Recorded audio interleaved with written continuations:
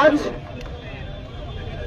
অভয়ার ন্যায় বিচারের দাবিতে আমরা যে আন্দোলন চালাচ্ছি, সেই আন্দোলনের 57 দিন পেরিয়ে 58তম দিনে আমরা পড়েছি। আমরা মহালয়ার দিন যে মহামিছিল ও মহাসমাবেশ, সেখান থেকে কিছু ঘোষণা করেছিলাম। আমরা বলেছিলাম আমাদের এই আন্দোলন, আমাদের এই ন্যায় বিচারের আন্দোলন, অভয়ের ন্যায় বিচারের আন্দোলন, এবং তার সাথে সাথে আর একটাও যাতে অভয় না হয় তা সুনিশ্চিত করার আন্দোলন।